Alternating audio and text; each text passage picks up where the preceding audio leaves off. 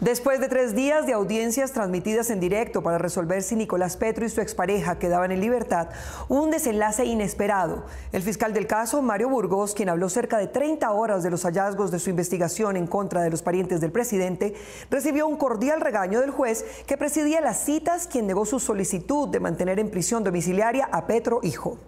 Debe traerse a nuestro ordenamiento jurídico colombiano. Después de una extensa semana de audiencias durante las cuales fue el protagonista de la captura y graves denuncias en contra del hijo del presidente, el fiscal del caso, Mario Andrés Burgos, terminó regañado por el juez de control de garantías ante quien debía sustentar por qué Nicolás Petro debía perder la libertad aunque con reclusión en su casa. Así las cosas, honorable señor juez. El juez 74 Penal Municipal de Bogotá, que presidió las audiencias y quien se veía muy sereno, aunque en tono pausado, le indilgó al fiscal Burgos la falta de argumentación para explicar la necesidad de aplicarle la medida de aseguramiento a Nicolás Petro.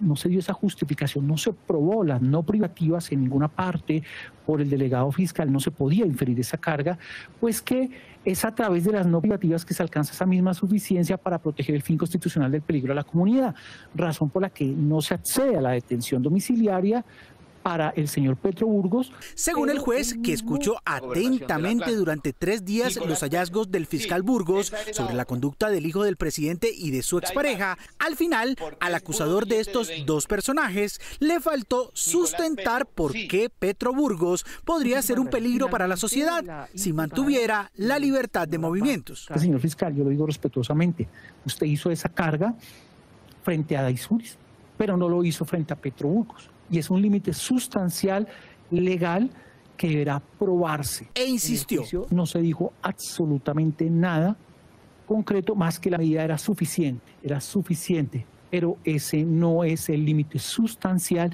que establece la ley 1760. Según el juez, el fiscal Burgos, pese a su detallada investigación en contra de la expareja, pasó por alto una gama de delitos que también deben ser investigados. Y por eso, el mismo juez tomó la decisión de mandar copias del expediente a otros despachos para iniciar nuevas indagaciones. También se ordenará la compulsa de copias por la falsedad documental, por la certificación y el error en que pudieron haber inducido a la DIAN con la certificación de los 49 millones. También llamaron la atención del juez unos contratos públicos que Daisuris Vázquez habría amañado con funcionarios de la Gobernación del Atlántico para incrementar su patrimonio. También el uso de testaferros de ella, de algunos de sus familiares, a los que usó para ocultar bienes adquiridos con los dineros mal habidos. César Emilio Vázquez, buen día. Este ciudadano pues todo el tiempo se presta para que a su nombre se pongan bienes. El fiscal Burgos escuchó con atención el regaño del juez,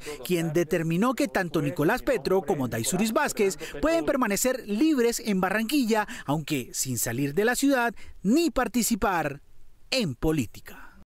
Mientras compartía desde su pantalla un organigrama con la fotografía de la primera dama y otros, el fiscal Mario Burgos le dijo al juez del caso Petro que presentaría la situación de cada uno de ellos frente a un juez, pero luego reculó. Dijo que no era un organigrama delictivo. De las largas y agotadoras audiencias de 3 días para legalizar los procedimientos de la Fiscalía en contra de Nicolás Petro y Daisuris Vázquez, un gráfico con fotos de 26 personas con presuntas conexiones delictivas con la pareja quedó en la mente pública, como si la conducta de esas personas estuviera en duda ante la justicia. Honorable señor juez, yo quiero que centre su atención en esta relación, en este círculo vicioso. En el gráfico aparece desde la primera dama, Verónica Alcocer, hasta el condenado alias Hombre Malboro, junto al hijo de alias el Turco Isaca. Que al parecer lo ayudaron tanto al señor Nicolás Fernando Petro Burgos como a la señora Daisuris del Carmen Vázquez Castro, al primero de ellos, a Nicolás, a incrementar su patrimonio de manera injustificada, honorable señor juez. El hombre de la Fiscalía insistió en la culpa de los integrantes del gráfico, aunque ninguno de ellos tenía, al momento de la audiencia, ni siquiera una indagación penal. Estas personas le ayudaron en la consecución de recursos de una posible corrupción, su señoría, para inyectar capital a la campaña presidencial El fiscal fue más allá. Les anunció por esa vía, fuera de la normatividad, que podría hacerlos comparecer. Llamaremos uno a uno. Después de 5 minutos de exposición, el segundo del fiscal Burgos, sentado a su derecha, le susurró algo a su jefe que seguramente le hizo matizar sus incriminatorias afirmaciones. Tener en cuenta una situación, como su nombre lo indica, relación de los indiciados con estas personas. No van a decir que un organigrama delictivo y miles de derechos de petición a mi despacho. Claramente, pero entre líneas, Burgos se refería a este otro gráfico, idéntico al anterior, pero hecho por su propio equipo en la investigación del caso Perla Negra, en la cual se investigaba a funcionarios del búnker por presunta corrupción. Acciones contra corrupción de fiscales.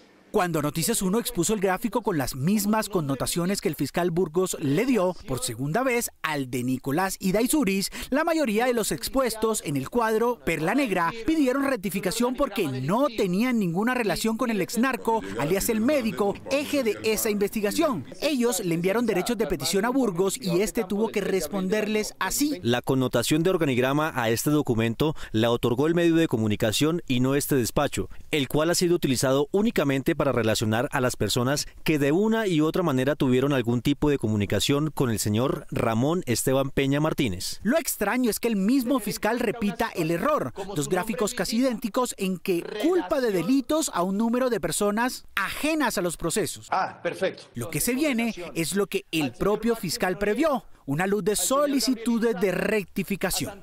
Después de saber que quedaría en libertad provisional por su disposición de colaborar con la justicia, Nicolás Petro habló hoy. Se mostró muy dolido con la distancia que su padre tomó de él en este escándalo. Sin embargo, fue cauteloso en responsabilizarlo de actos irregulares relacionados con su campaña de 2022.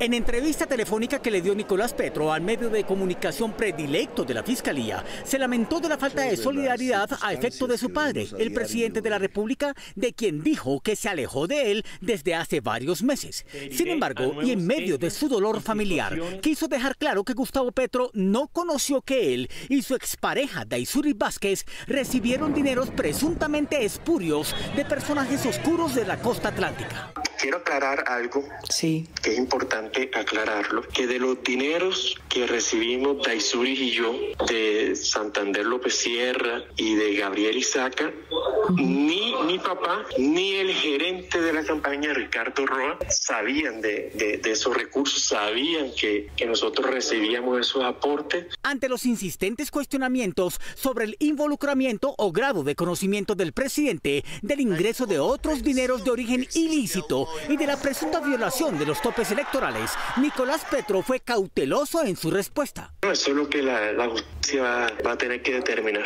Lo importante es que la justicia actúe de la mejor manera, sin presiones. Alegando que en su caso la Fiscalía ha corrido con la investigación e imputación de delitos, Petro hijo reclamó de la misma Fiscalía que actúe con igual diligencia en casos de corrupción que involucren a otros personajes de la política tradicional. Esto cogió de sorpresa. Yo no sabía que me iban a allanar, yo no sabía que me iban a capturar. ¿Qué pasa con las investigaciones contra el señor Alejandro Char? Llevan años. ¿Qué pasa con eso? Entonces, así como hubo celeridad conmigo, yo espero y me imagino que la sociedad también espera que en los demás casos sean así de efectivos. Señaló también de corrupción disfrazada de moralidad las campañas de políticos del establecimiento social colombiano. Es que hacía Fico Gutiérrez en la campaña de 2022. O sea, era una parafernalia impresionante. Eso debió costar muchísimo dinero cada una de esas manifestaciones. Y concluyó que aunque él se equivocó, quienes lo critican hacen lo mismo que él, por debajo de cuerda.